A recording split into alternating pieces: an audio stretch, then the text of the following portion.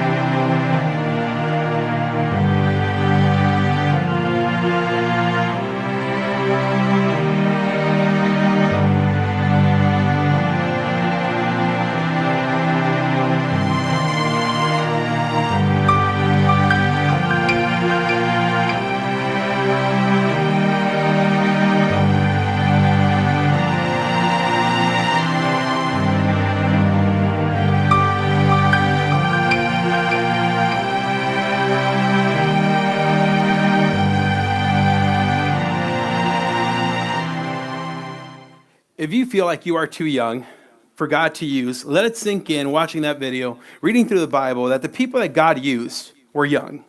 The people that God used to accomplish his will were of young age. Now, if after watching that video you're saying, well, thanks a lot, now I feel old, understand that God also uses people that are old.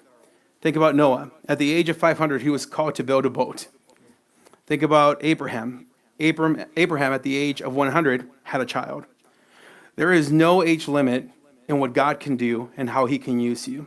And if now you feel like, maybe you feel like you're too broken for God to use, let me remind you of what this whole series is about. It's about the fact that God continues to use broken people with broken stories that many of us probably wouldn't want sitting next to us here at church, but he continues to use them to highlight who he is in their lives.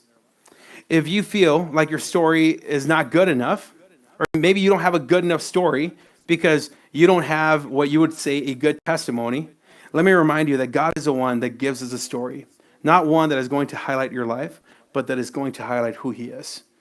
If you feel like you are in the middle of something that is difficult to go through, and that there can be no good end to what you are going through, understand that your story isn't over yet. You're still living. God is still doing something. And remember, like what we talked about last week with Jeremiah and the people of Israel. Whatever seems like a disaster, whatever seems like it is too far gone for God to do anything good of what is happening, understand that God is not done. Just like God assured the people of Israel that what they were going through wasn't going to end in disaster, but it was going to produce a future and a hope. Understand that God can take our mess and do something beautiful with it. And it's difficult as we're going through it. And you may have to go through the difficulty like Israel, the people of Israel did.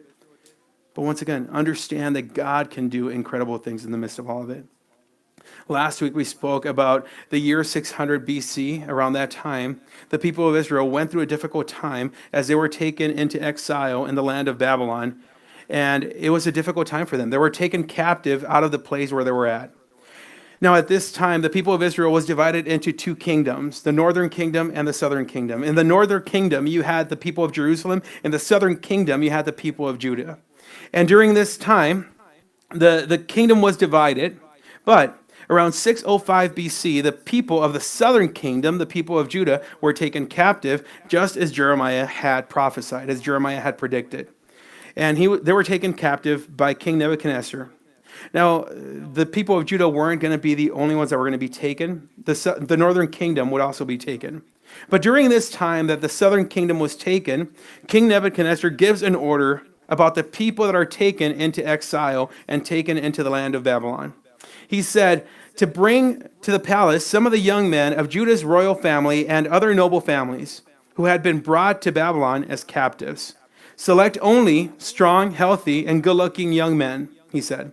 Make sure they are well-versed in every branch of learning, are gifted with knowledge and good judgment, and are suited to serve the royal palace. Train these young men in the language and the literature of Babylon. Well, I would be disqualified, but as we look at that, King Nebuchadnezzar is saying, bring people that are from the captivity and bring them here. Now, 4 young men are picked from this group, and 3 of the young men, their names are Hananiah, Mishael, and Azariah, which probably makes no sense to some of us, because we better know them as Shadrach, Meshach, and Abednego. They are renamed to their Babylonian names. The 4th one that was taken captive was Daniel. So Daniel is taken captive as part of this, and in Daniel 1:17, it tells us that God gave these 4 young men an unusual aptitude for understanding every aspect of literature and wisdom. And God gave Daniel the special ability to interpret the meanings of visions and dreams. God has given these young men an unusual gift, an unusual natural understanding for wisdom and anything that has to do with knowledge, which is a phenomenal gift. But Daniel has one on top of the other 3, and that is that he has the ability that will play a huge factor throughout the course of Israel, but also in his life. And this will come into play shortly after he gets there. The king liked these four young men. Once again, they're smart, they're intelligent, they're good looking. And in verse 20, it says that whenever the king consulted them in any matter requiring wisdom and balanced judgment, he found them 10 times more capable than any of the magicians and enchanters in his entire kingdom. They're very wise people. They're the real deal. I mean, realistically, if there were to be people today, we would want to have some kind of relationship with these kind of guys. 2 years later, though, after being taken away from the land that they were at, King Nebuchadnezzar has a dream. And in this dream, it says that none of the magicians, enchanters, sorcerers, or astrologers could reveal or interpret his dream. Now, it's pretty interesting because King Nebuchadnezzar doesn't tell them the dream. As a matter of fact, he's actually challenging them and saying, tell me what dream I had and tell me the interpretation of the dream that I had. It's not just tell me the interpretation. He wants to know that they actually know what they're talking about. Now, everybody says this is impossible. This is an impossible task for any human being. This is not something that we can do, nor anyone else. So, since they couldn't do it, it says the king gives an order that all the wise men of Babylon be executed for not being able to reveal or interpret his dream. Now, if it would be me, I'd be like, I wish I wasn't very wise, so I wouldn't be killed. But Daniel is given this special ability to interpret dreams, to interpret the meaning of these visions. But once word comes to Daniel, now he understands, okay, now I need to figure out how I could know the dream. So when Daniel finds out, he goes to Shadrach, Meshach, and Abednego and urges them to pray to God to give him the dream that Nebuchadnezzar had and also reveal what it means. So as they start to pray, the Lord gives the dream, this dream that Nebuchadnezzar had, and he also gives them the interpretation. So Daniel reveals this message and the interpretation to King Nebuchadnezzar, and it speaks about future events that are going to unfold. The interpretation is that the God of heaven will set up a kingdom that will never be destroyed, it will never be conquered, and God is showing King Nebuchadnezzar that this is going to happen in the future. Now, King Nebuchadnezzar has this dream that is looking to the future. For us, we are looking to the past. When Jesus came, there was a kingdom that is established that will never be conquered, it will never be destroyed, and once again, we're looking at that happen. But for King Nebuchadnezzar, he's looking forward. And now, because Daniel was able to tell him what the dream was and interpret it, he appoints Daniel to a high position and gives him many gifts for what he did. And at Daniel's request, the king appoints Shadrach, Meshach, and Abednego into high positions as well. Now, this is great. Once again, it's great when we are able to see stories that can have a good ending to it. It didn't end wrong in our minds. But sometime later, his story isn't done yet. Once again, for those of us that are in the middle of something difficult, understand that the story isn't over yet. We're going to face difficulty. It's going to be hard at times, but understand that God isn't done with it. So sometime later, King Nebuchadnezzar has another dream. And in this dream, he sees a large tree, a massive tree in the middle of the earth that goes all the way up to the heavens. Everybody can see it. It is very green. It is healthy, fresh green leaves, a lot of fruit in it where people can come and eat. And there are animals that live in the shade. And then there are nests in the branches where birds come to. A healthy tree. That's really what you could picture it as. Picture a very good, luscious, healthy tree that is ginormous. Everybody can see it, and you could see that it's good. But a messenger is told in this dream to go and cut it down, and only to leave the stump and the roots in the ground. That's all that's supposed to remain. And when Daniel hears the dream that King Nebuchadnezzar had, at that point, he is frightened by the meaning of it. He's scared about what it actually means. The tree represented King Nebuchadnezzar, and he is a strong tree that is going to be cut down. His kingdom will be taken away from him for some time, and he is going to suffer something that can only be described as a mental illness. He's going to experience this manic time where he's going to lose it. He's going to go nuts. Daniel chapter 4, verse 32 says, "You will be driven from human society, you will live in the fields with wild animals, and you will eat grass like a cow." He's going to pretty much pretend to be an animal. He is going to believe that he's an animal. But it's only going to be for a certain time.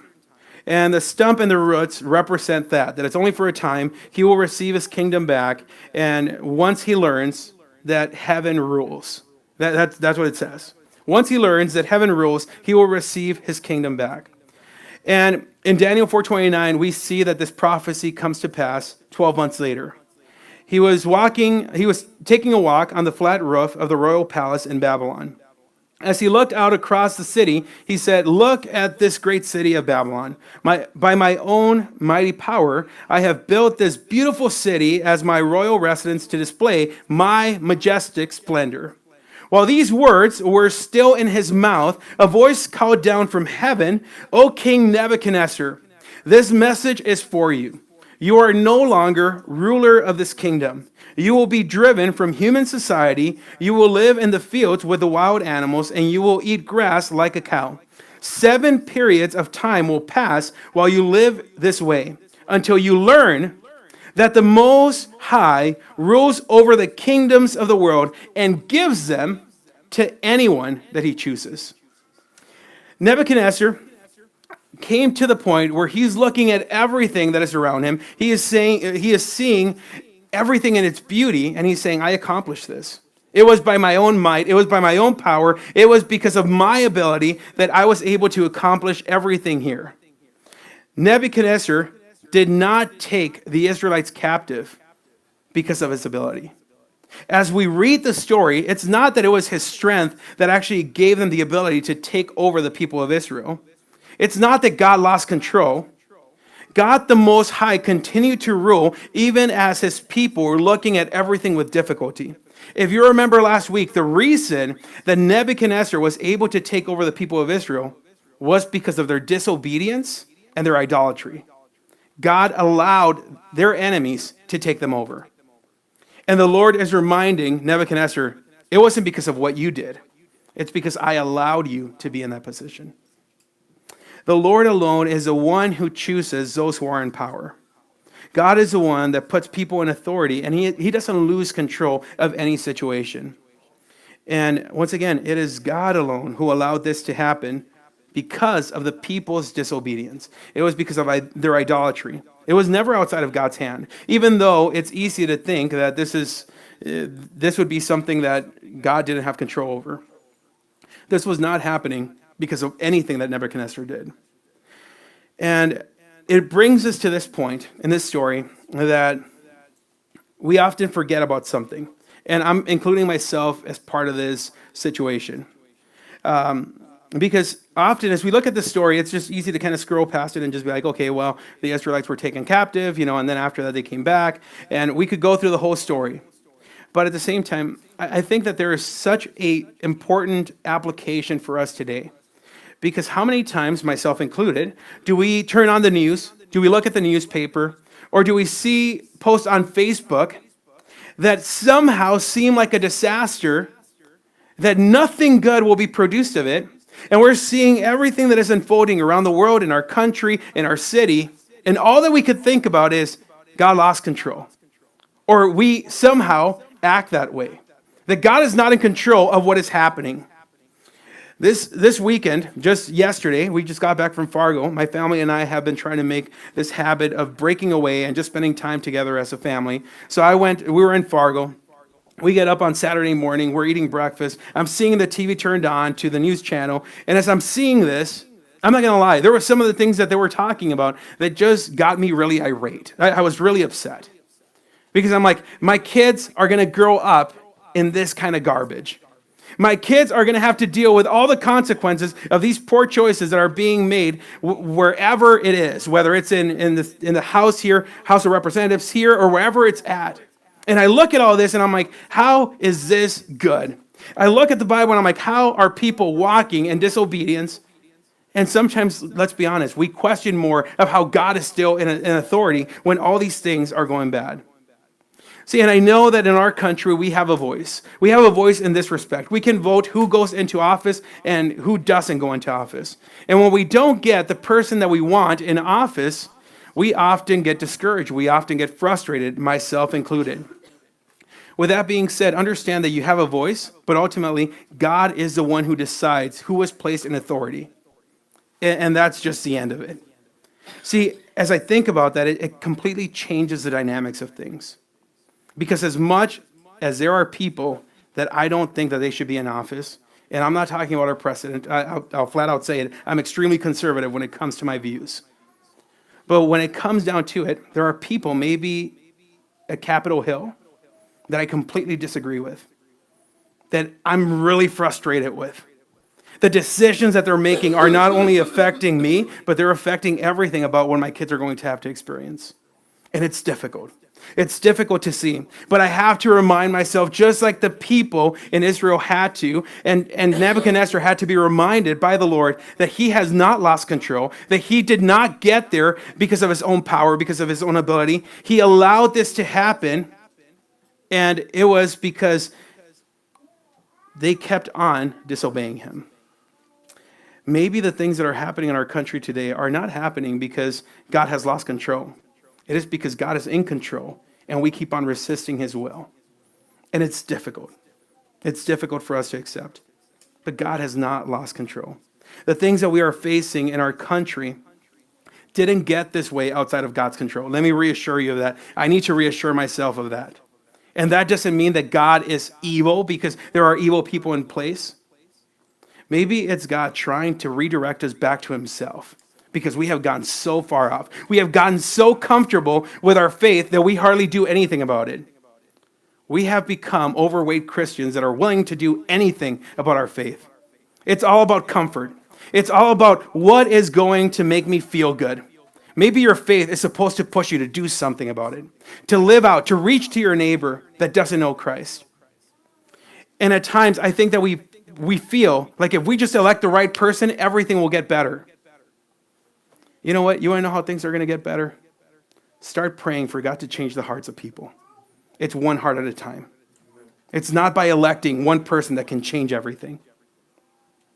Maybe the things that we are experiencing around us today, whether it's in our country or in our lives, and this is not a political stance, even though I could very well tell you where I land in my values. But this is not about politics. This is about what we are called to do, how we are called to trust. But maybe the things that are happening is because God is allowing them to happen. It is that God is allowing them to happen because he hasn't lost control. In the middle of the chaos, there is nothing that is happening in the world or in our lives that God has lost control over. There is nothing. And I know it's difficult for us to accept it. And even when we're going through it, sometimes it's hard for us because we're like, if he has not lost control, then why do I have to be going through these things? As God's people, we are reminded to trust that God is still in control in the middle of the chaos. And we need this reminder, in our country. We need this reminder in our lives that even if your life feels like chaos, God isn't over. God isn't done with your story yet. God is still in control. And in our country, as things seem to deteriorate, our responsibility is to pray for those who are in positions of leadership.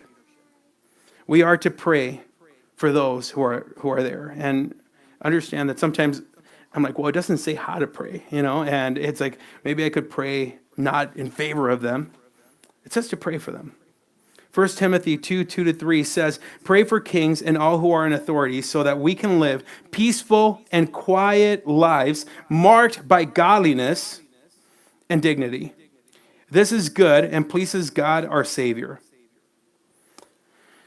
It's hard to pray sometimes for some of the people that you completely disagree with that are making ridiculous decisions.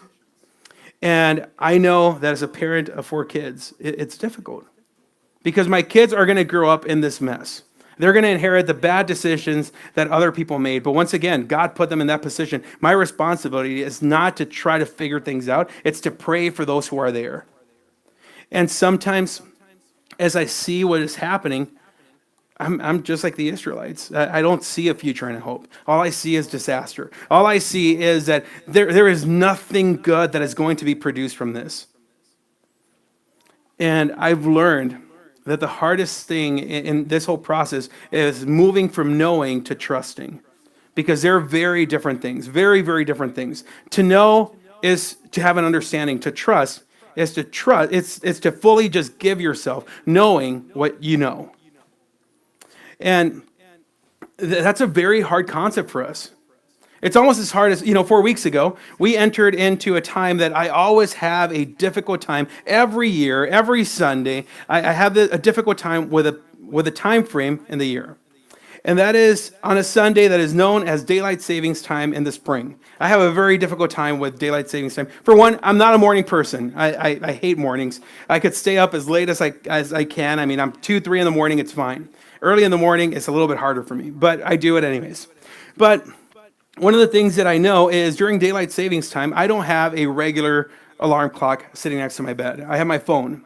And every time that I'm waking up, I put the alarm clock so that it could wake me up at whatever time it is. Now, as technology has advanced, we've recognized that we don't have to switch our time anymore. It just automatically does it. It automatically updates. Now, I know that it happens. I've seen it. I mean, I've experienced it. But even though I know that it's going to change, every single daylight savings time on Sunday, I have a very difficult time trusting that it's going to do it. So I have to stay up till a little bit past midnight to make sure that it changed over, even though I know that it's going to happen. In my line of work, if I don't show up on Sunday, I'm in trouble. Most people say that I only work one day a week, and that's Sunday. I can't sleep in on Sunday. And if I could sleep in an hour on Sunday, it's going to be in the fall, during that daylight savings time. But other than that, I know that it's going to change. I understand that it does it every single year. There has not been a time where it hasn't changed, and I know it. I don't fully trust it. See, in the same way, we know that God is in control. We know that God is faithful. We know that He is all-powerful. We understand that there is nothing in our lives that is out of His control. When it comes to trust, it's like our phone. I just can't fully trust it. And I think sometimes we land in that frame of mind. We know, we've been taught, we read it, we understand it, we've maybe even experienced it in the past, but when it comes to the moment that we are facing right now, it seems very difficult to trust that it's actually going to happen that way. In a world where everything seems to be chaotic, where everything seems to be rampant and out of control, trust that there is nothing happening around the world or in your lives, in our country, in our nation, in our cities, wherever you are at, whatever is happening, there is nothing that God has lost control over. And you don't just need to know this because it's easy to learn about it. You need to move from knowing to trusting. You have to trust that God is who He says He is. No one is in the place of authority that God didn't already know about. And our responsibility is not just to pray, or it's not just to make a stink of it. It's to pray for them and live peacefully and quiet lives that are marked with godliness and dignity. And in the middle of the chaos, maybe we're going to experience some difficulty. I mean, we're experiencing some difficulty right now in our country in regards to, there's some persecution, if I even dare call it that. But, we experience friction with people where they disagree with us, and, there's hatred, especially if you stand on biblical values. But understand that this is not very different from the life of Daniel. Later in his life with Daniel, during the reign of a different king by the name of Darius, he is there in the land of Babylon, and he is placed as head over an entire empire after proving himself capable more than any administrator or high officer. So Daniel is raised to a position of authority. Now, if you know anything about promotions, typically they don't go well because everybody feels like they should have gotten it. And in this case, the other administrators and high officers are not very thrilled that Daniel got this promotion to this high position. So they try to find ways to criticize or condemn Daniel for being lifted to this high position. But they couldn't find anything. That's the beauty about when you're actually living a godly life. People will try to criticize you. They will try to condemn you. But when you are living according to what God has called you to, they will have nothing. So what do? Just like the people, these administrators and high officers, they begin to devise a plan to try to trap Daniel. And they concluded, our only chance of finding grounds for accusing Daniel will be in connection with the rules of his religion. That's the only way that we can trick him into being caught in something, because he hasn't done anything wrong. If you can't accuse a person for significant charges, then you will try to trap him with something that will make them look like they did something wrong. And one of the things that Daniel did, he would go upstairs to his room and pray every single day, 3 times a day. He would open his window towards Jerusalem and pray. And these people knew that. So they talked to King Darius about making a law that would cause Daniel to do something illegal. So they said, we are all in agreement, we administrators, officials, high officers, advisors, and governors, that the king should make a law that will be strictly enforced. Give orders that for the next 30 days, any person who prays to anyone, divine or human, except you, your majesty, will be thrown into the den of lions. So King Darius, he signs this order, and these people knew what Daniel was going to do. Daniel was going to honor God regardless of what the people said. It's going to cost you when you try to do what God is calling you to do versus what other people want you to do. It's always going to cost you because people would try to put their emotions into it. They would try to figure out a way to make you seem like the guilty one. But Daniel does what God has called him to do, and they catch him. They catch him in the act because he's going to do the very thing that he knows he's supposed to do. And once they catch him, the king tries to figure out a way to save Daniel's life, but there is nothing that he can do because this decree, this order has already been put into effect, and it cannot be revoked. It cannot be canceled. It's going to happen no matter what. So at last, the king gave orders for Daniel to be arrested and thrown into the den of lions, which many of us may be familiar with this story. And the king said to him, "May your God, whom you serve so faithfully, rescue you." So Daniel is in a land that is not his own, and he is facing a very difficult situation after doing nothing wrong. He hasn't done anything that would have caused him to be thrown into a lion's den. And the king is unable to do anything about it. So King Darius doesn't eat anything. He can't sleep. And he's worried and hoping that Daniel doesn't get devoured by lions. And the next day, early in the morning, he goes to see if Daniel was still alive. And Daniel responds to King Darius saying, "God sent his angel to shut the lion's mouth so that they would not hurt me. For I have been found innocent in his sight, and I have not wronged you, your majesty." So Daniel is taken out of the lion's den unharmed, and the men who had wrongfully accused him, along with their families, were arrested and they were thrown into the lion's den. Let's just say they didn't make it out. So there are times where we're going to feel this way. And as we're going through difficult times, whether it's in our country, whether it's in our lives, sometimes we feel that we have to justify ourselves. Sometimes we feel like we have to speak up on our own behalf. Sometimes we feel like we have to do something to spare ourselves. And there are going to be people that are trying to tear you apart. They're going to try to tear your character apart. They're going to try to point the finger, and we're seeing this in our country. If you stand for biblical truth, you are called a hater. And it's like, you know what? You're going to be called all sorts of things. People will try to find something to point at you. Your responsibility is not to try to prove yourself to be opposite of what they're saying. It is to trust God in the midst of it and know that he can deliver you. And understand that there is nothing that we can do that will make us seem more godly than to just allow God to be our defender. At times, the most difficult thing is not to retaliate. We want to say something back. But as difficult as it may be, God is our defender. Our goal, our call, is to live peaceful and quiet lives marked by godliness and dignity. What King Darius could not do by his authority, God did by his power. Let me remind us all one more time that nothing that we're facing right now, that we're going to face in the future, that we're going to face in our country, nothing that we are facing is out of God's control. Whatever pit people may try to put you into, trust that God can deliver you by his power. And life may be difficult enough the way that it is, once again, like the Israelites, being in a difficult time and things will just get more difficult. Life may not look the way that you anticipated. People may be adding more difficulty to it.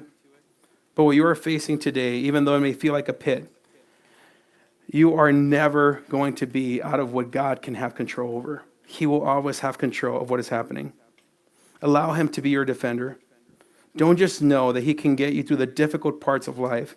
Trust that he will get you through the difficult parts of life. Go from knowing to trusting. And in our culture today, one of the things that I think is very difficult We have a lot of people that barely even have an understanding of what the Word of God says. Working with teens, I love working with teens because they ask all the questions. They have all sorts of questions about their faith. They question. But I think that when we get down to it, it creates a better foundation. But it doesn't just have to end with knowing, it has to end with trusting. Trust in the Lord with all your heart and do not depend on your own understanding. In all your ways, seek his will, and he will direct your paths. So you have to understand that God is still in control, no matter what we're going through. Trust that he can deliver you, not because of your ability, not because of what you can do, but because of his power. Knowing that whatever we are going through, he can take things that are broken, things that seem useless, and he could piece it all together and use it for his glory. That he can take what looks like a disaster, but bring about a hope. And once again, this doesn't just apply to our country. For those of you that are facing difficult times in your life, understand that God is not through with it. If you have a kid that is walking away from the faith, understand that God is not through with it. Continue to pray. The hardest thing is when we are going through difficult times, I think the most difficult thing is that we want to be the people that change the hearts of others. You can't. You can't change anything. Just like I can't change any of you. You can't change anyone else. All you can do is pray. Whatever it is that you're facing today that seems like you are losing control and that God has lost control over, understand that God is still fully in control, just like with Daniel. If you feel like you're stuck in the middle of the story, understand that God has not lost his authority. God hasn't lost his power. No matter who sits in authority, whether it's in our government, in our jobs, whether it's in our homes, and it's difficult, if there are people that are in authority over us, understand that God still sits in the throne. That no matter how deep the pit feels and how powerless you feel inside of it, God remains constant in every circumstance. He is fully in power, fully in control, and fully in authority. Nothing has diminished him from that. Let's pray.